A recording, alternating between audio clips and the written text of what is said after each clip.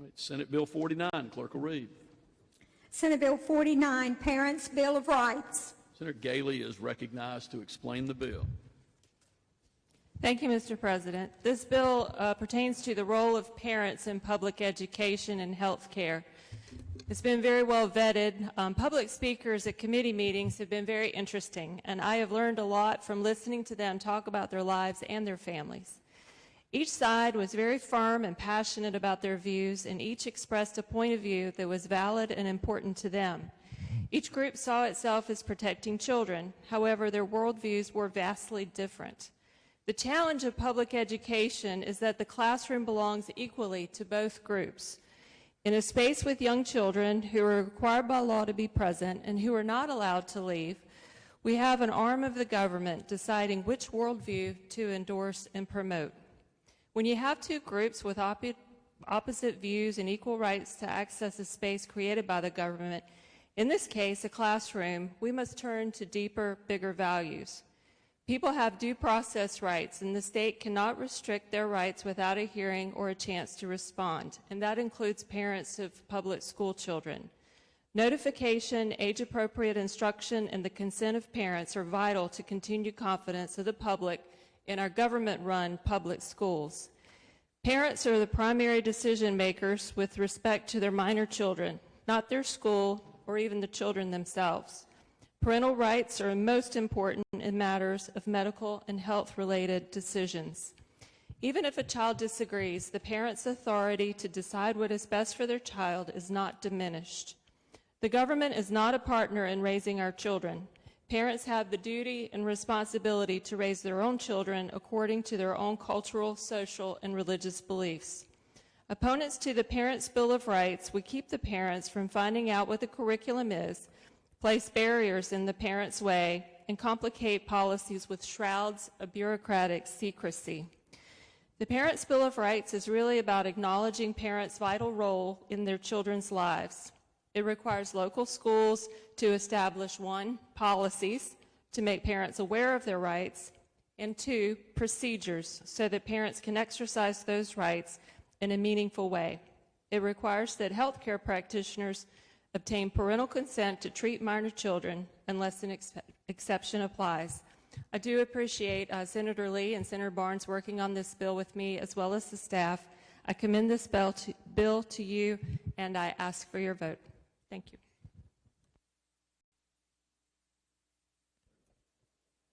Discussion or debate? Senator Grafstein, for what purpose you rise? To debate the bill. You have the floor.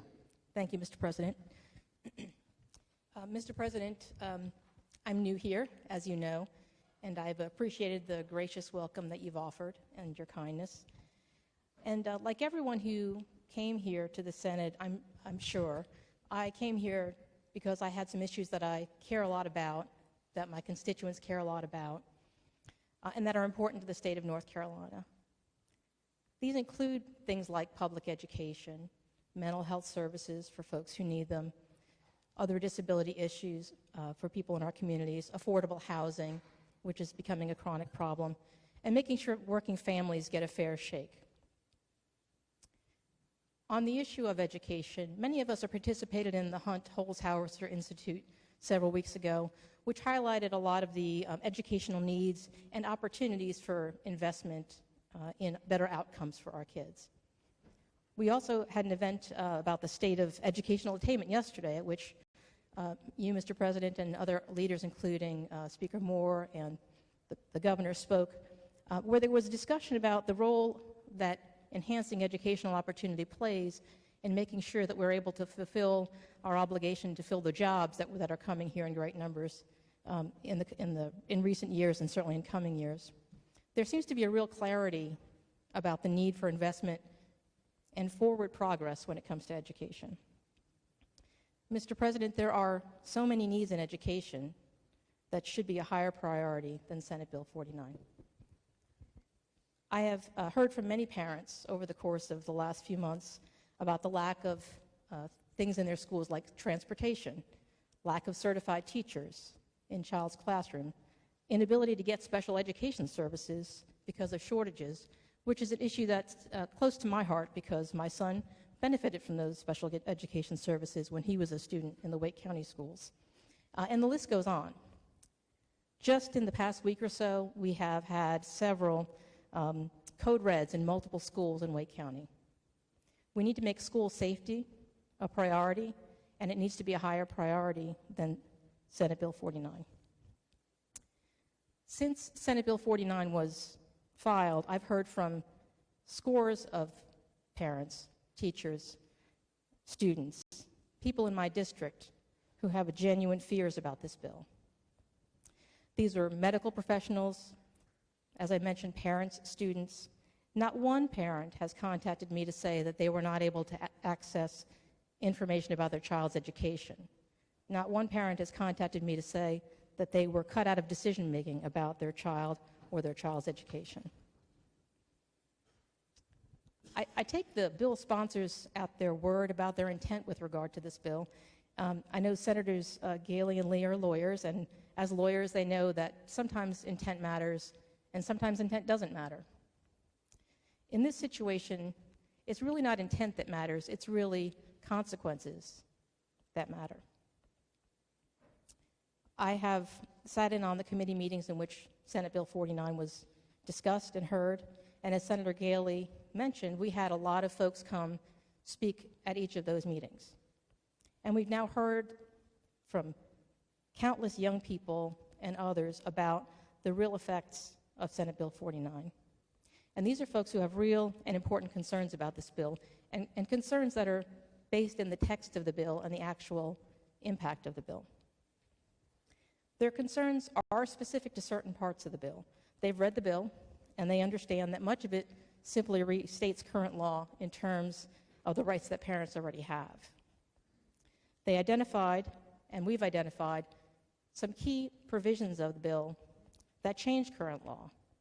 In particular, the provisions that would require school personnel to out their students who ask to use a different pronoun or name, and the provision that is functionally policing of references to the existence of LGBTQ people in educational materials in the classroom. And so we now know that no matter the intent, the effect and consequence of this bill is widespread fear and concern and real harm to real people. Last weekend, which frankly seems like a month ago at this point, but last weekend there was a mental health legislative breakfast, and Senator Bergen spoke, and Senator Woodard received a very nice award and was also a speaker. A lot of folks from this body and also from the House were there. The keynote speaker was DHHS Secretary Cody Kinsley. And he was talking about youth suicide rates and the rate of youth suicide attempts. And he especially spoke on those attempts among LGBTQ youth. The data was alarming, and it's data we've heard in other contexts. But it was something else that he said that drew a bigger reaction from the folks in the room. He said, "As a young gay kid in New Hanover County, I can tell you that teachers saved my life." As far as I know, I am the only LGBTQ member of the North Carolina Senate, unless anyone has something they'd like to share at this point. No? Okay. I was looking at you, Senator Perry, but you wouldn't turn around.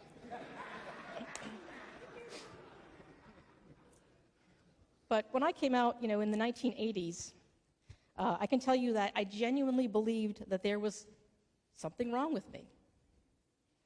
And even though I've, grown over the years and had the opportunity to really come to, as most of us do through adulthood, learn a lot more about who we are and our place in the world, it was a real and persistent feeling in my youth over the course of time.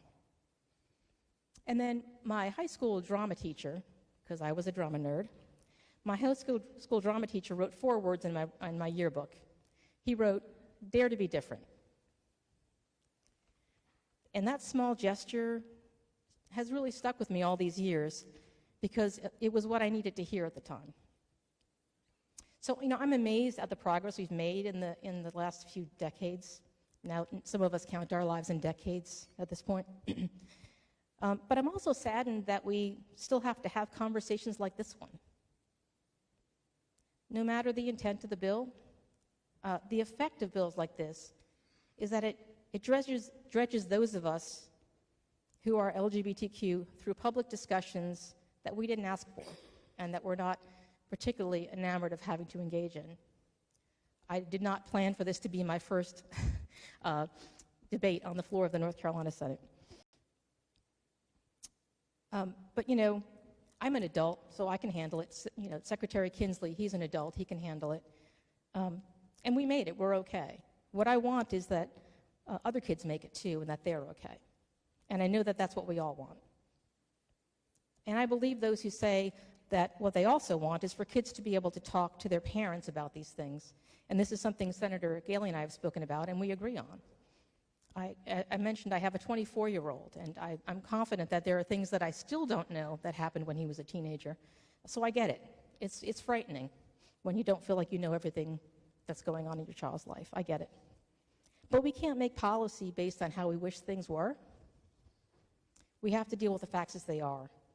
We can't legislate the quality of family relationships. And we can't legislate away the fact that sometimes young people need to think and talk things out with someone other than their parents. I know we all did it. When it's your parents, when you're a kid, the stakes are really, really high, right? And that's why it's important to have other adults. It makes sense that young people need to work through these conversations before they talk to their parents, sometimes. So now that we've heard from so many people about what this means to them and their genuine concern, I feel like we can't pretend that we don't know. And that my concern about rushing through Senate Bill 49 is that now that we know, we have to act in accordance with what we've learned. We've not heard why North Carolina needs this bill particularly, except I would say from activists. And this again, Senator Galey made reference to the fact that folks came out and spoke on this bill on both sides, and that's true. We had several lobbyists and activists come to advocate on behalf of the bill. But they expressed positions, not experiences. As I said earlier, we've heard from so many people who talked about their experiences and their genuine perspectives based on where they are in their lives. But the activists who came out were not speaking about their experience. They were talking about ideologies. And I came here not to work on ideologies, but to work on issues that our constituents face. Focusing on ideology, focusing on those kinds of things that divide us, that's the wrong priority. And if we pass this bill now, it will seem to elevate ideology over what our constituents came to those meetings and told us and emailed us and called us to express. It's now just the second full week of the legislative session. Thanks for the welcome. We all came here to try to solve problems. We all want to solve problems for our constituents. But first, we should do no harm. This bill does harm. Full stop. If you're thinking of voting yes, here's what I'm going to ask of you. Think ahead to tomorrow morning when you get up and look in the mirror. I want you to be sure to ask yourself this now. Will you be sure that you did no harm by passing this bill? That not one young person will feel like they're trapped and have no one to trust. That not one young person will suffer the consequences of that feeling of isolation. That not one young person will be outed to an abusive parent. That not one young person will be added to the 20% of LGBTQ kids who attempt suicide. There are Cody Kinsleys in our schools right now, and God help us, there are Lisa Grafsteins as well. But there are Cody Kinsleys in the New Hanover County schools, in the Alamance County schools, in the Wake County schools, all across this state. They are in the gallery, I think. They are hearing about SB 49 on the news and talking about it on social media. If you're even a little unsure about whether rushing this bill through may do them some harm, please vote no. But I also want those young people to know that whatever happens with this bill does not define them, and it does not define their future. Those of us who vote no and those who advocated against this bill, we will have your back. And the progress we've made will continue, and not because of what happens on the floor of the North Carolina Senate necessarily, and it may have to be in spite of what happens on the floor of the North Carolina Senate, but progress will happen, and that's because this generation, this new generation, they're strong, they're smart, they have allies, and they will see that progress continues. And the last thing I would say to them, Mr. President, is that they should dare to be different. Mr. President, I yield back. Senator Meyer, for what purpose you rise? To debate the bill. You have the floor. Thank you, Mr. President. And Mr. President, after so many years in the House, if I ever call you Mr. Speaker, I ask your preemptive forgiveness. You will be out of order if you do that. Colleagues, I rise today to speak as both a parent and someone who spent 16 years as a social worker in North Carolina's public schools. I couldn't believe it. I've been parenting in North Carolina's public schools for 25 years already. And what's maybe even more startling than that is I have 10 more years to go. So I have a vested interest in this legislation and any legislation that we do that at the intersection of families and schools.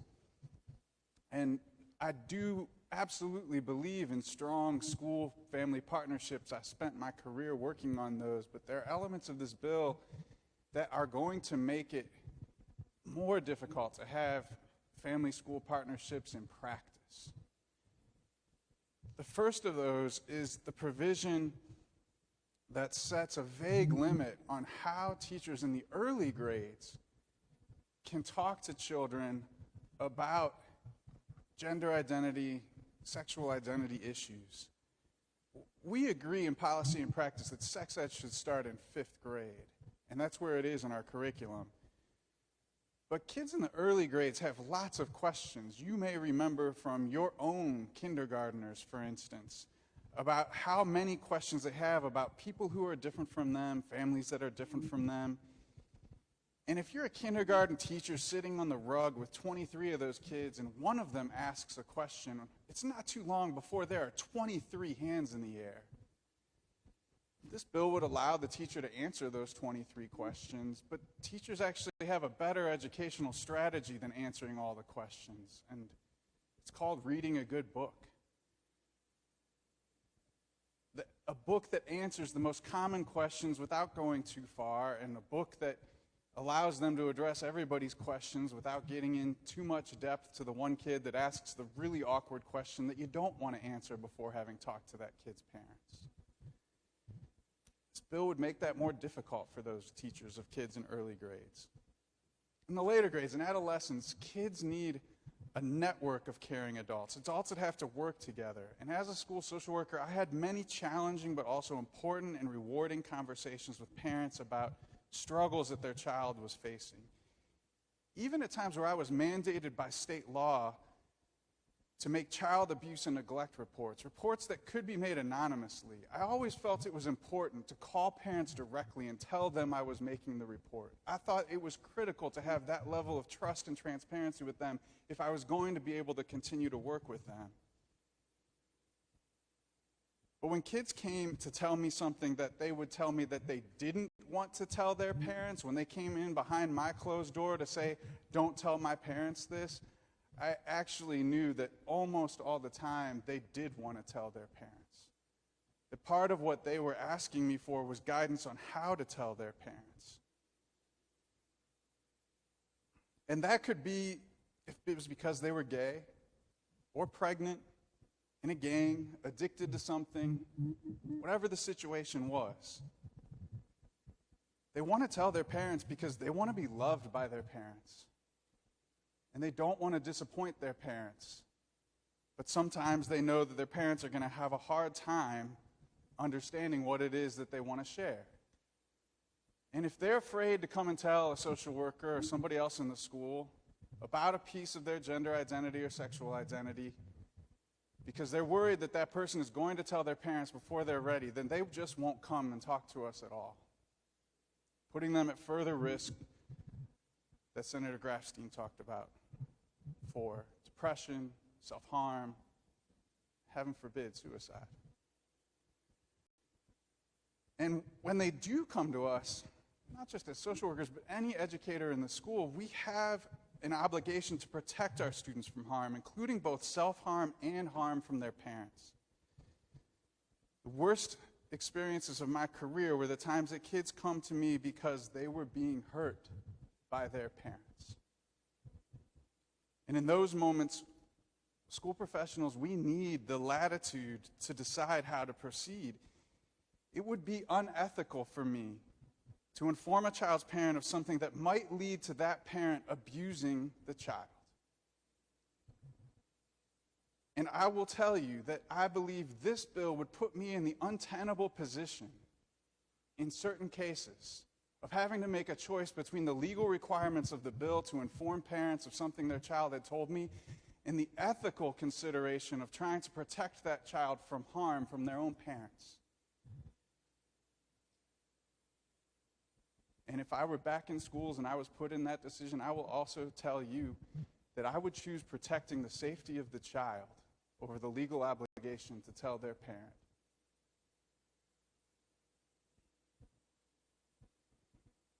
Now, I think about this from my parenting perspective as well. I told you I got 25 years in schools and 10 more years to go. See, my wife and I have 6 children at home, and you know they talk about you have to play zone defense at some period. Well, like, our defense is just getting crushed. There's no defense with that many kids. They all have a wide variety of ways of showing up, and we're constantly trying to figure out how does one of us communicate to one of them when the other one has run out of patience, or when that child has run out of patience with one of us. One may tell us all the school gossip, but another will keep us guessing as to whether they're interested in boys or girls or anyone at all. They mainly just want to talk about video games. Sometimes when kids want to talk to their parents, and sometimes they don't want to talk to their parents, and when they don't, and you may have experienced this, it scares us as parents when they don't talk to us. And those are moments where we need other adults that we can trust to have conversations with our children when our children can't have them with us. It's one of the hardest parts of parenting, because every day your child gets over, you lose a little bit of control over them, and you have to put more trust in other adults. We have to trust the bus driver to get them to school safely. We have to trust their coach to teach them important moral lessons. We have to trust their teachers to teach them not just what's good for their mind, but what's good for their body and their heart. And so hopefully every day that I have to trust those other adults, I also gain an ounce of trust in my child, including about things that what they tell me what they want to do for a living, that they understand themselves and who they should become, including trusting them to know when they first fall in love, including hopefully telling us when they've chosen the person that they want to be in love with forever. Because I want to love them in all of those situations. And I need their school to love them too as they figure those things out. Educators and parents should absolutely be in partnership, and I'm speaking as both an educator and a parent. This bill undermines that partnership because it falsely assumes that one side, the school side, does not believe in that partnership. If you do want that partnership, there is a better path forward, whether it be to support a trans child or to stop a truant child. Doing that important home-school connection work requires a partnership that is built by caring adults over time. Time that's required when we have social workers, counselors, school psychologists, nurses, and well-trained teachers who can talk with kids about difficult issues and spend time building relationships with parents and helping to be part of that network that raises those children. Schools are where we come together, where we build ourselves out of many into one. And we need school policies that support us in that. This bill does too much to break that. We can do better than this bill. I urge you to vote against this bill. Thank you. Further discussion or debate?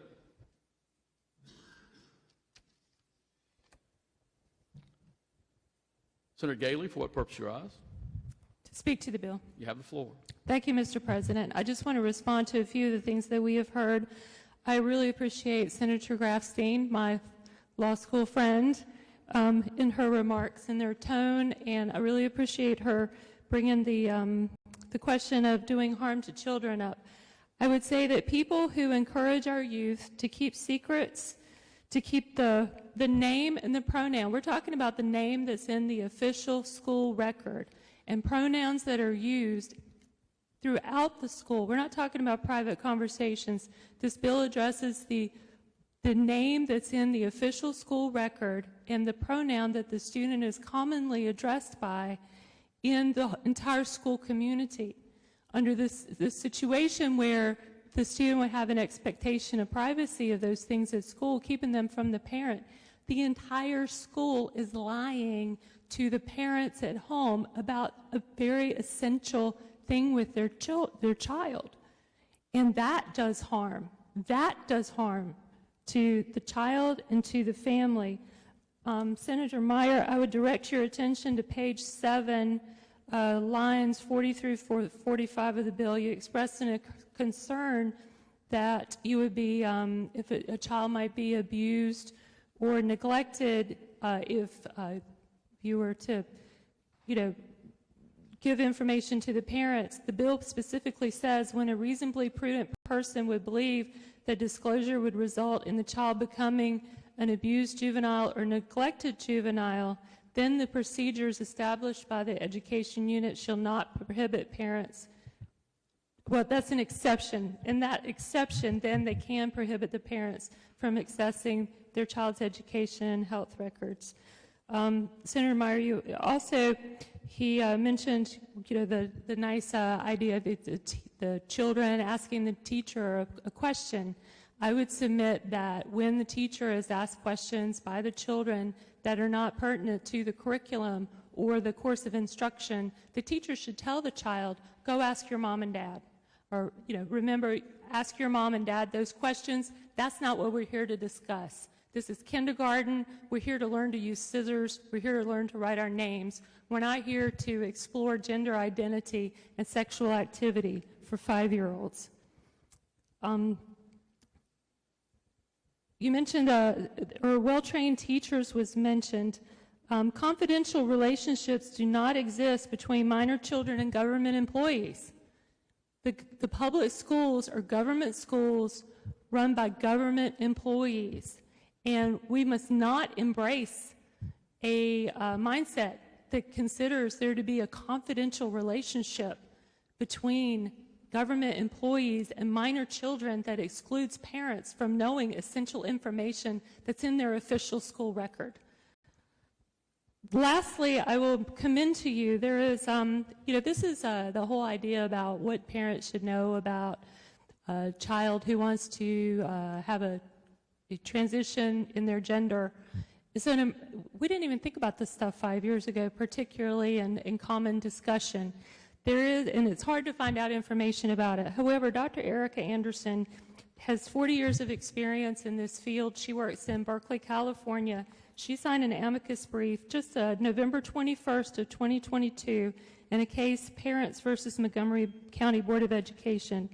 And on page 10 of her amicus brief, this professional notes, every major professional association recommends a thorough professional evaluation to assess, among other things, the underlying causes of the child's or adolescent feelings and consider whether a transition will be beneficial. The American Psychological Association recommends a comprehensive evaluation and consultation with the parents and youth to discuss, among other things, the advantages and disadvantages of a transition. Furthermore, on page 14, she says in her amicus brief, to summarize, no professional association recommends that teachers and school officials who have no expertise whatsoever in these issues should facilitate a social transition while at school, treating minors as if they are really the opposite sex in secret from their parents solely because they are concerned that their parents might not be supportive of a transition. Mr. President, this is a good bill and I commend it. Further discussion or debate? Hearing none, the question for the Senate is the passage on second reading of Senate Bill 49. All in favor will vote aye. All opposed will vote no. 5 seconds be allowed for the voting. Clerk will record the vote.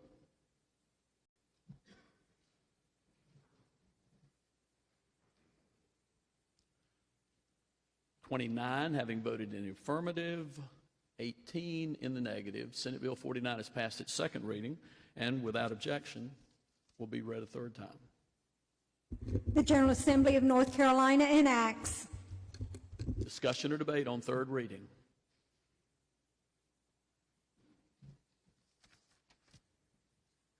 Hearing none, the question for the Senate is the passage on third reading of Senate Bill 49. All in favor will say aye. All opposed, no. The ayes have it, and Senate Bill 49 has passed its third reading and will be sent to the House.